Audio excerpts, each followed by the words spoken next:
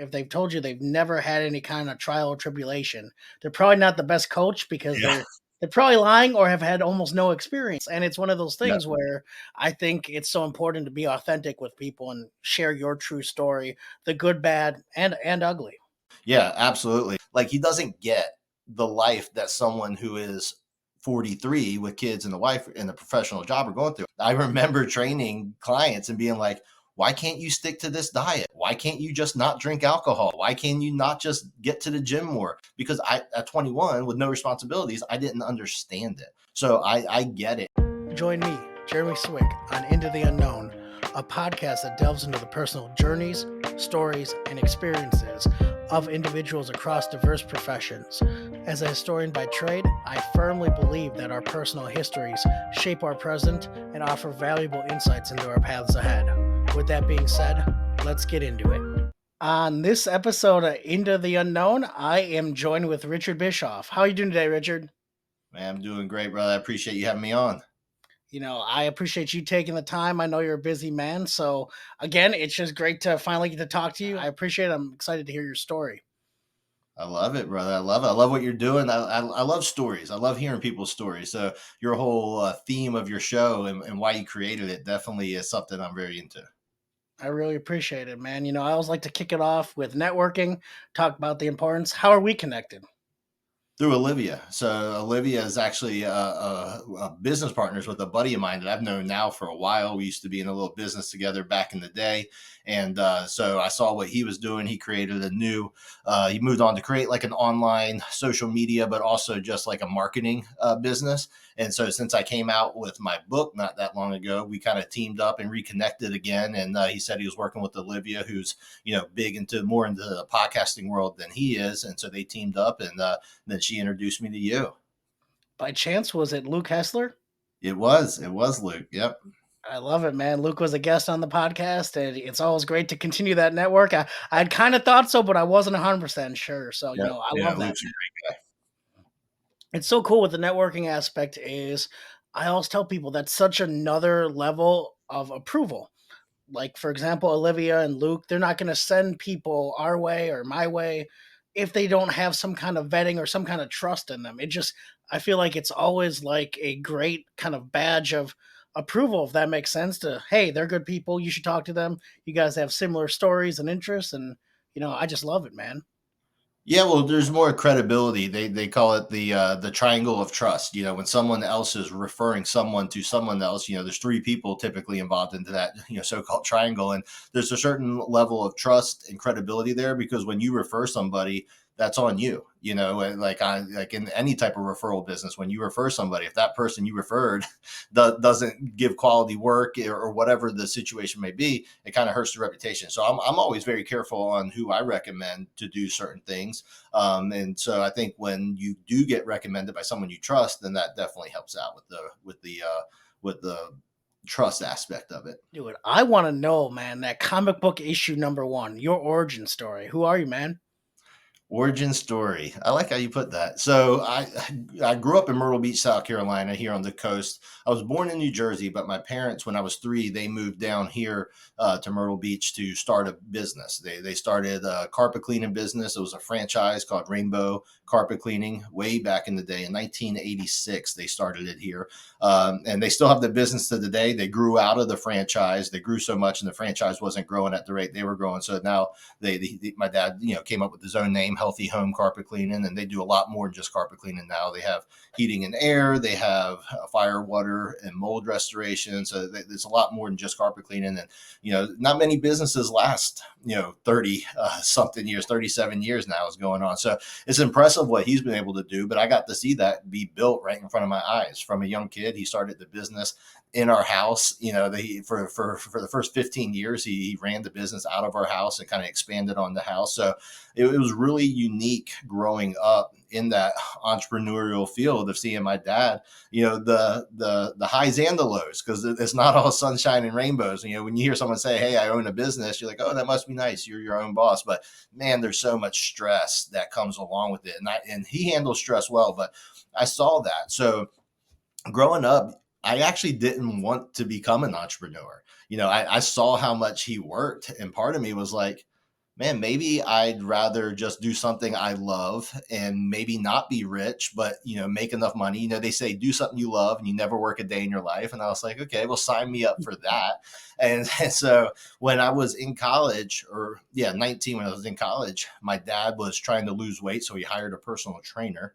And what I did is I went with him to the gym and with the personal trainer, and I saw him write a check for $700 for 10 sessions. And I'm not the smartest guy in the world, but I was like, man, these sessions are only an hour long. And 10 of them, that's $70 an hour that this personal trainer gets. And he's literally just telling us what to do.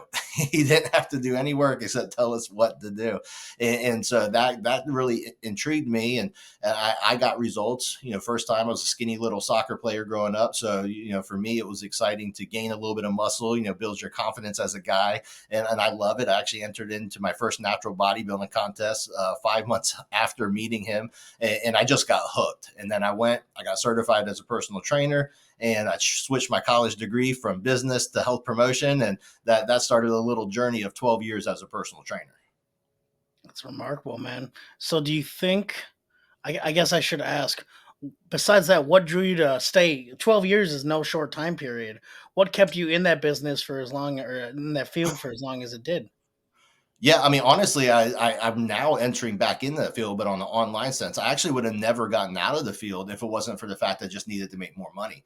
See, when I got in, I was a personal trainer. There was no YouTube, or it was just starting out. There was no online training. Everything was in person, and I only had so many hours in the day. So although I was doing what I loved, you can only make so much money when you trade your time for money. And so I had gotten married, and we were just having our second child, our first child. And I was like, man, I need to make more than $50,000 a year. When you're single and you have roommates, and it's great. But when you're trying to grow a family and you want your wife to be a stay-at-home mom, it just isn't as conducive to only make that much money. So I got into sales actually accidentally. It was really a blessing, but I got into sales.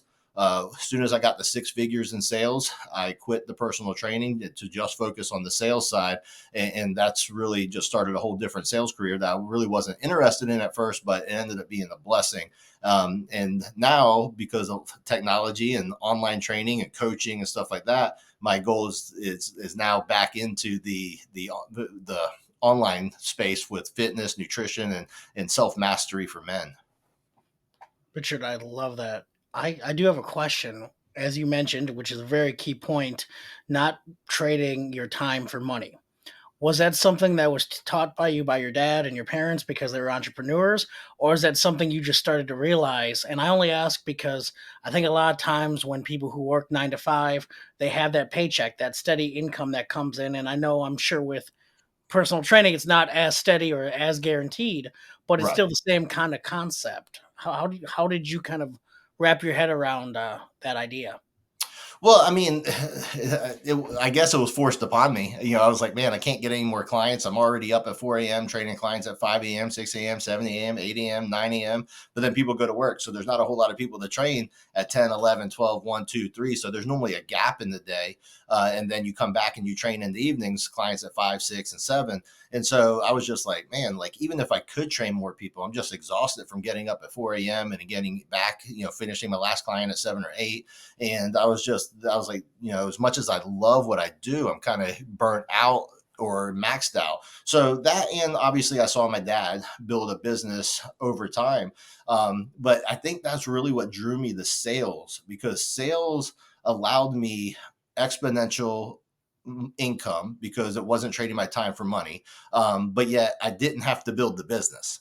So like, when you're building a business, when you're a true entrepreneur, you do everything. You got to do the sales, you got to do the branding, you got to do the marketing, you got to do the work. Once you get the work to come to you, you got to go out and do it. So there's so much to it. And I was like, if I'm sales, I don't have to build the brand, I don't have to build the company, I don't have to do the work.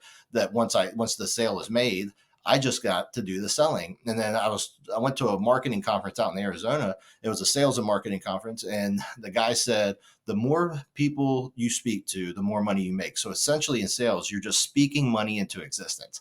And I was like, wow, the more conversations I have, the more networking I'm doing, the more relationships I build, the more money I can make. And I was like, that is actually a really phenomenal concept. And I was like, I can do that. I can have tons of conversations. And then once I got introduced to leverage to where I could build a sales team, now it wasn't just how many people I could have conversations with, it's how many people I could have, on my team have conversations with. And that was just ended up being life changing. You talk about life changing. What kind of happened after that once you got into sales and started building?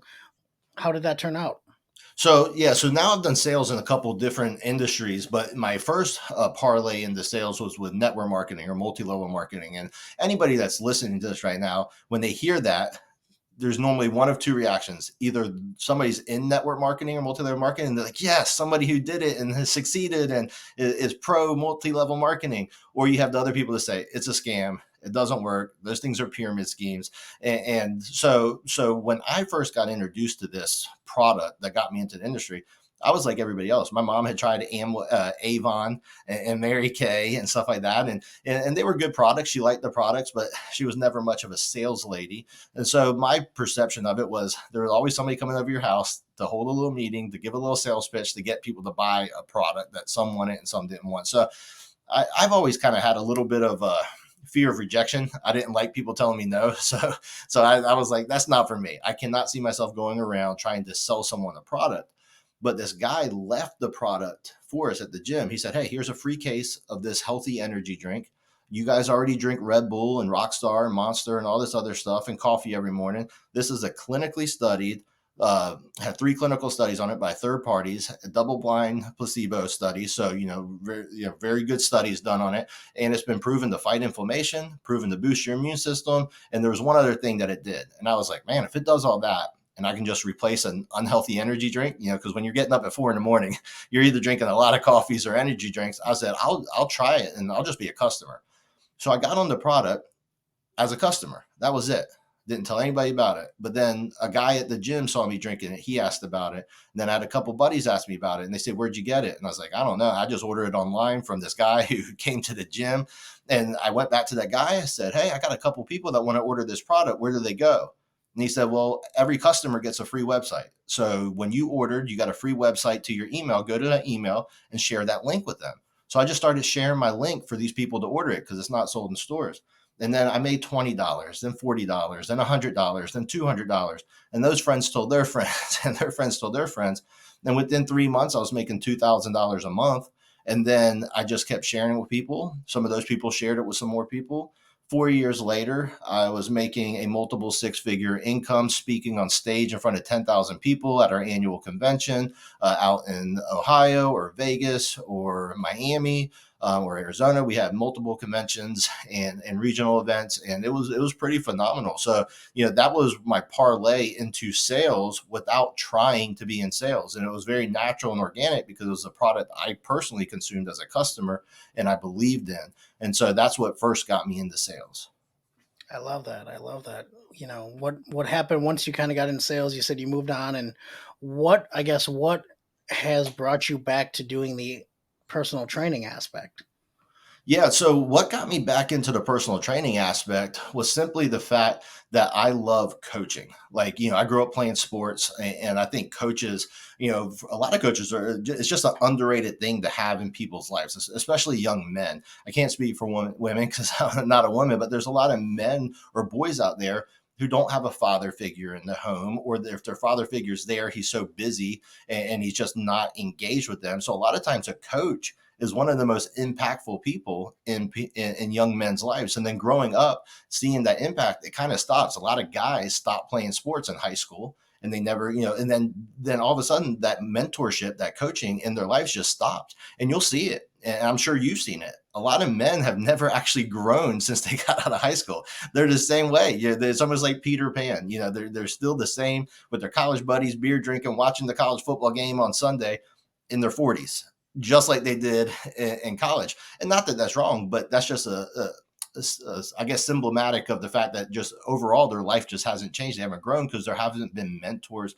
there haven't been coaches to keep the growth going. And instead of having it in a sports sense, They can have coaches when it comes to their financial life to help them get to where they want to be financially. They could have coaches in their physical life to help them not have that dad bod and to get into really good shape. Or they can have coaches from a relational standpoint so they can actually have really good marriages, or coaches from a spiritual, having spiritual mentors.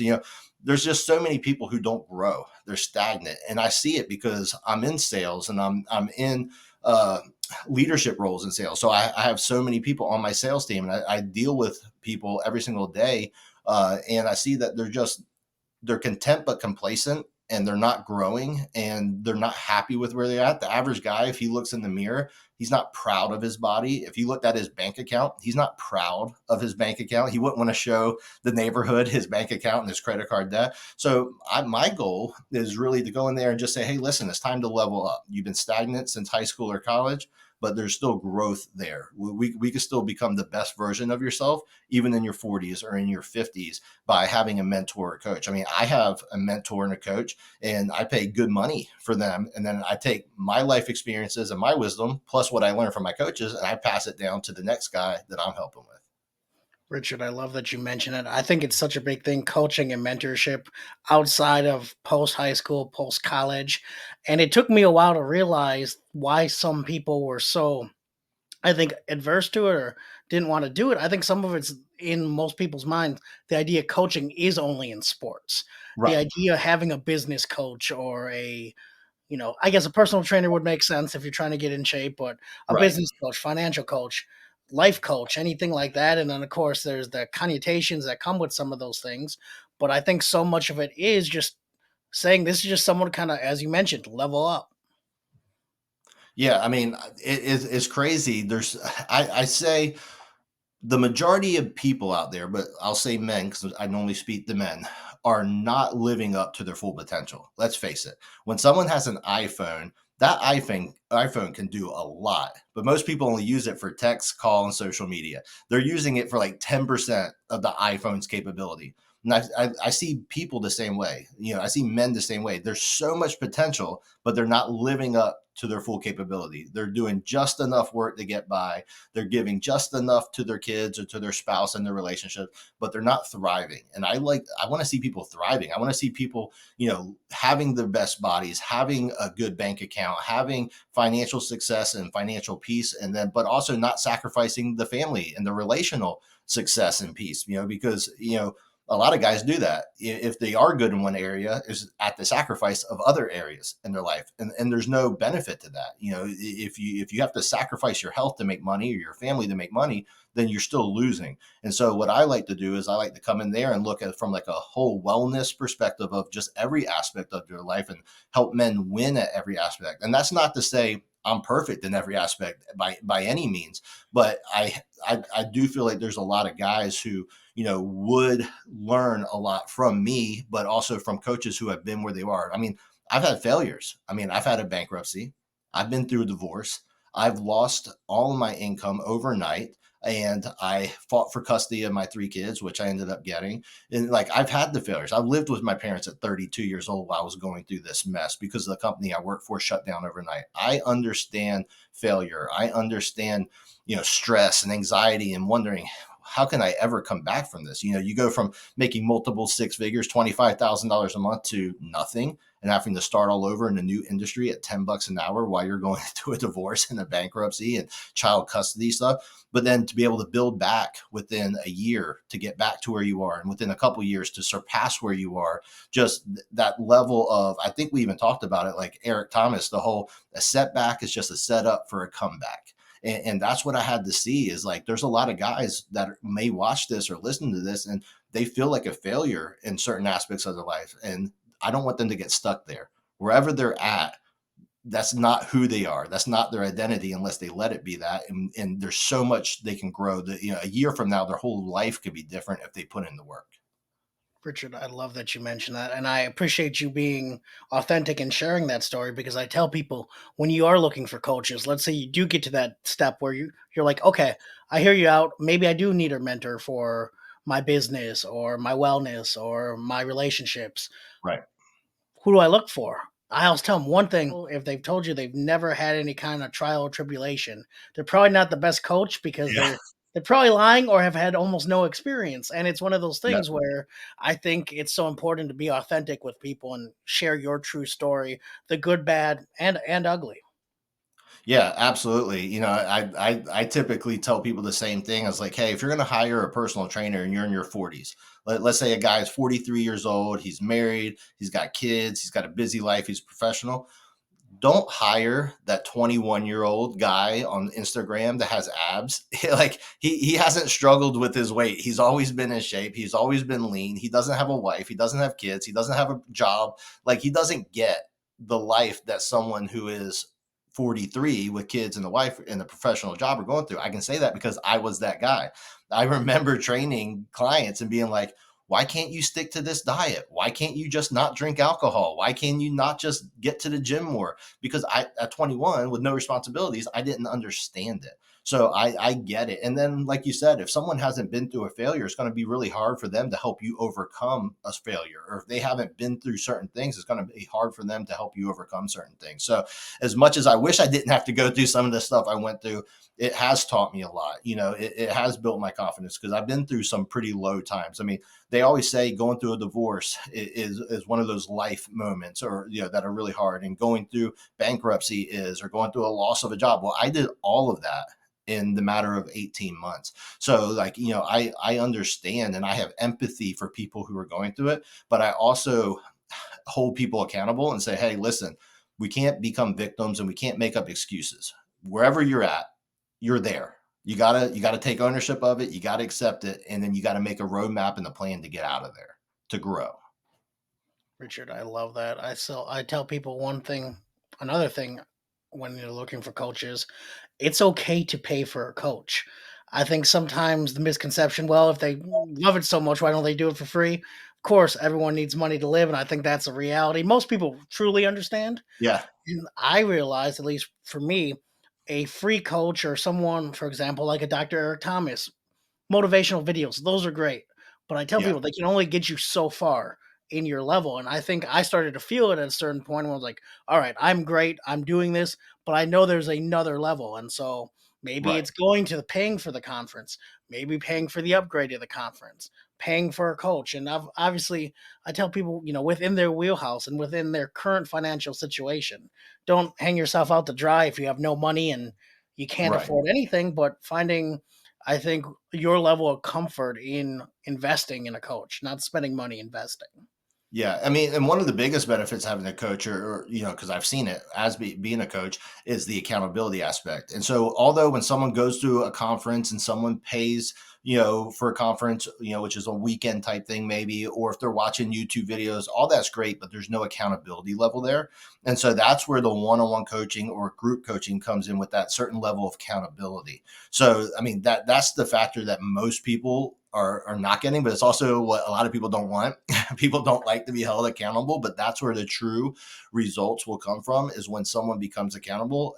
Another thing I tell people is don't hire a coach who doesn't have their own coach, because if someone truly believes that coaching is of a benefit, then they're going to have their own coach. I have even though I'm a personal trainer, and even though, most personal trainers might have an online certification, I have a 4-year degree in health and wellness. I had 4 different certifications. And although I know what to do, I have an IFBB professional bodybuilder who's coaching me. I have that one level up coaching me. So anybody I coach on weight loss, they're getting all of my knowledge, but they're also getting the knowledge of an IFBB pro bodybuilder, which they didn't have to pay for because I pay him. So they, for a cheaper price, they get all me and him. So it's actually even better than just having him, and for a cheaper price. And the same for the business and sales and mentorship. I pay $10,000 a year to be part of this mentorship program, and that's not even the highest level that this guy offers. His highest level is $100,000 a year, but I'm part of his roundtable, which is $10,000 a year, and that I pass down to someone who's paying me less than $10,000 a year. But I have a coach, and so one of the things I would do is make sure, if you're going to hire a coach, make sure they have what you want. If they don't have what you want physically, financially, spiritually, relationally, don't trade places with them. Or don't pay them for their expertise. So hopefully your coach has what you want. Number two, make sure that they can teach you how to get it, because not everybody who has what you want knows how to coach. Coaching is a skill set. And I've seen it because I've fired coaches in the past. I was like, dude, like, yeah, you have what I want, but you have no idea how to teach me how to get it. And so that's a big one. A third one is accessibility. Like, make sure that you have access to them. If you can't get a hold of your coach, or they're never answering their phone or responding to your text, that's going to make it very difficult. And then the fourth thing is make sure your coach has a coach, because you want them to always be growing. You want them to have even more knowledge than they're passing down to you. So those are the four things I typically tell people. If you're looking for a coach, which everybody should, everybody should have a coach. If you are, make sure they have those four things. Richard, I love that. On everyone's journey, there's a chance you can go east, a chance you can go west. You make a decision and not really knowing the outcome. Can you give me a time where you just jumped in and went for it? Well, it was when the company I was working for doing sales with, they shut down overnight, and I was actually 10 days out from closing on a house, and so I had to call the branch manager of the mortgage company up and say, "Hey, listen, man, I can't close on this house. I got no money." And he said, "Man, that's crazy." He goes, "Well, you're good at sales. Why don't you come work for me?" And I was like, "Man, I know nothing about the mortgage business. I mean, literally nothing. I switched my finance degree to become a personal trainer and get a degree in health promotion. I don't know anything about the mortgage business." I said, "But can I make six figures?" And he said, "Yes." And so I can work for him for $10 an hour till I passed my mortgage test. And then I became a loan officer, and, knew nothing about it, but I did know people. I did know sales. And I went right in. My first year, I made six figures as a loan officer. But then once I was in for 3 years, I could become a branch manager. And that's what I did. As soon as my 3 years was up, 3 years and 2 months in, I partnered with a guy, became a branch manager. And never been a branch manager before, but I knew how to recruit, I knew how to train, I knew how to coach, and I knew sales. And we did $93 million in closed loans our first year as a mortgage company here in Myrtle Beach, which is a lot because Myrtle Beach isn't very high. It's not like it's multiple $1 million houses. Our average home price here then was around $270,000. So you have to do a lot of homes to get to that 93 million. So, but yeah, I mean, that's one time I just took a risk, and I just went all in for it because I didn't have a choice. I had three kids I was fighting for sole custody with, going through this divorce, and I was like, I got to make money. I got to make it happen. I can't sulk for too long, from everything I lost, and I just had to rebuild. And God was good. You put in the work, and you can make it happen. Richard, I love that. So title of the podcast, Into the Unknown. What are you working on now? What are you up to? Well, my newest thing was becoming an author, which English was never my favorite thing. But I've always loved to read because I like stories, and so, like, reading was always something I enjoyed. But writing, for whatever reason, I just never cared for it. But last year, turning 40, it's kind of a pivotal point in my life, a reflective year, and I just started writing down and journaling for the first time, of things where I was proud of myself for getting to a certain point at 40. I hit certain markers or surpassed certain markers, but then there were certain areas where I wasn't that happy with where I was. And I feel like, man, I really could have been further along. And then when I really thought about why did I succeed in some areas and I failed in other areas, and I realized that the areas I was the most successful in were the areas I was the most self-disciplined in. And the areas I was least successful in were the areas I was the least disciplined in. And then so I just started writing it down, and I turned it into a book called The Self-Disciplined Man. And it was really just like writing to myself what I need to do so that by the time I'm 50, I don't look back and say, "Hey, I should have done this. I should have done this." And it was really me telling myself, "Hey, you need to become a self-disciplined man." And then I just thought, man, there's other guys out there who, need to become disciplined. They need to hear this, and hopefully it motivates them to become more disciplined in their fitness or in their finances or in their family relationships or in their faith aspect. And so, yeah, so that's the newest thing. My next little mini book, it's a mini book because it's only like 68 pages, but it's on how to lose your dad bod in 12 weeks. So it's just a short, simple guide for guys on how to lose their dad bod in just 12 weeks. And so that's my next thing. It'll be out in 2 weeks on Amazon. But yeah, just really getting more into the coaching aspect and just trying to help men. So the unknown is, how many people can I help? How big can we grow it? Because I do have a desire to help men, get their lives back, become proud of themselves, and become the best versions of themselves so they can give the best versions of themselves to the world, to their families, to their communities. Richard, I really appreciate you sharing that. If people want to learn more about what you do, where can they find you on social media, online? Yeah. Where are you? Yeah, I mean, it's just at Richard Bischoff on Instagram, Facebook. I'll pop up there. They can find my books on Amazon. They can type in my name, Richard Bischoff, or the Self Disciplined Man on Amazon and get my books there. But yeah, on any of the socials, just type in my name and I'll pop up. Well, Richard, I really want to appreciate you taking the time to talk with me today, man. I wish you luck, and I'm just excited to see where the journey takes you. Man, I appreciate you. I appreciate you having the platform where people can share their stories and, maybe someone relates to it and it impacts somebody's life. And then it was all worth it, brother. So I appreciate it, Jeremy. We'll talk soon. That was another fun episode of Into the Unknown. I truly appreciate you taking the time to listen. And if it provides you any value or entertainment, I would love if you shared it with others, liked, subscribed, and really just help the podcast grow. Again, tell a friend, tell a foe, just anyone who might enjoy hearing some stories of people's own journeys and what got them to where they are today. Till next time.